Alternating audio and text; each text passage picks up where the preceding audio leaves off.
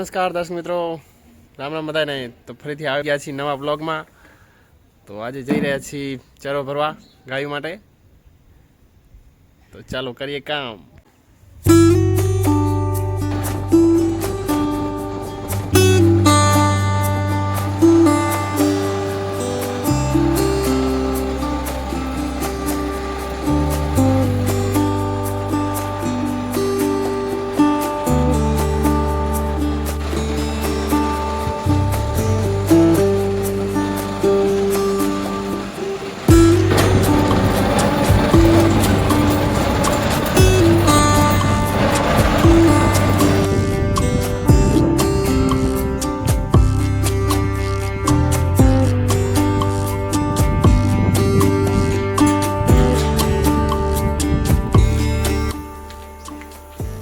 રામ રામ મિત્રો, તો આવી ગયા છીએ આપણે વાડીએ પહોંચી આવ્યા છીએ અને ચાલુ છે કામ।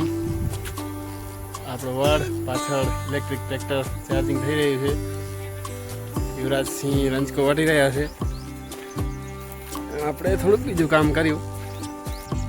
રંજકાનો પહેલો વાડ છે, હજી વાટવાનું ચાલુ છે।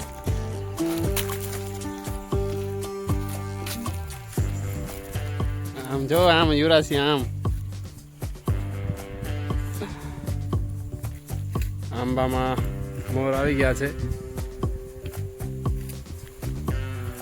આ વર્ષે ફાલ સારો આવશે એવું લાગી રહ્યું છે, જોઈએ શું થાય। તો હવે આપણે ઉતારશી વાલ ઘણી બધી થઈ છે, એક છોડમાં ઢગલો થઈ જાય છે। આખો લીંબુ ઘણું બધું આપે જ છે, પણ માણસને ફક્ત પૈસો જ દેખાય છે। એ વાંધો છે, પૈસો છે જ પ્રકૃતિમાં ઘણો બધો, પણ ખાલી પૈસો જરૂરી નથી, એ સારું ખાપ પણ જરૂરી છે। ઘણી બધી વાલ છે આપણી પાસે।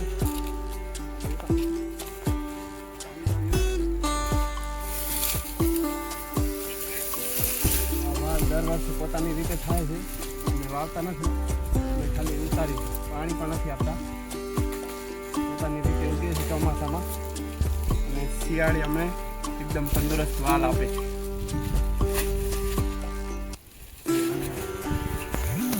આપણે વીણી લીધી છે વાલ। આ છે શું હશે તમે કહી દો, તમને સંતરા મોસંબી જેવું લાગતું હશે, એવું નથી। આ છે ગધા લીંબુ છે, મોસંબી સંતરા જેવું પણ અંદર સ્વાદ ખાટો એકદમ। મિત્રો આ છે ઘરનું મરચું, સુકાવા મૂક્યું હતું, સુકાઈ ગયું છે। હવે આપણે ઘરે લઈ જઈશું અને બનાવશું પાવડર, નેચરલ ખેતીનું મરચું।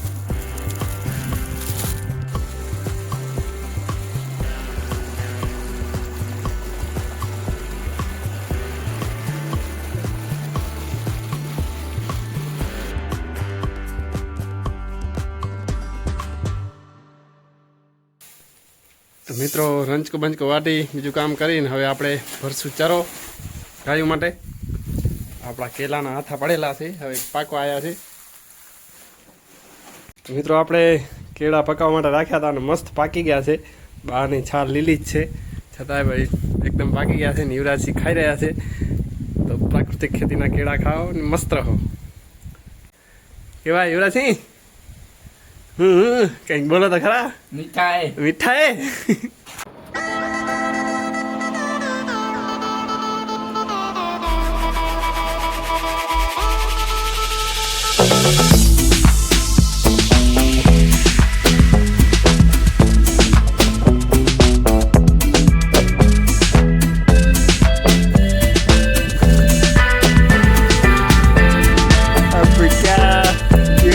उतर पाएगा, देखते हैं क्या होता है।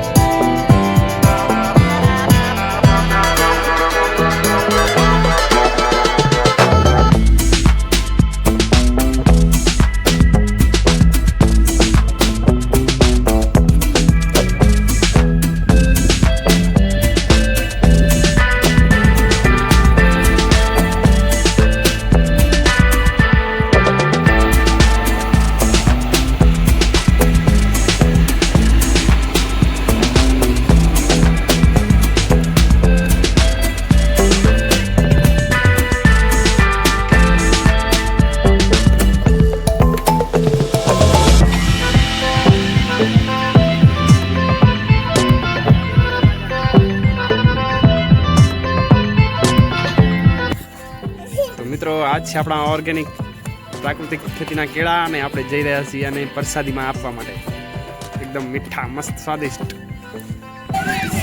બાપા સીતારામ સીન આવો છે મસ્ત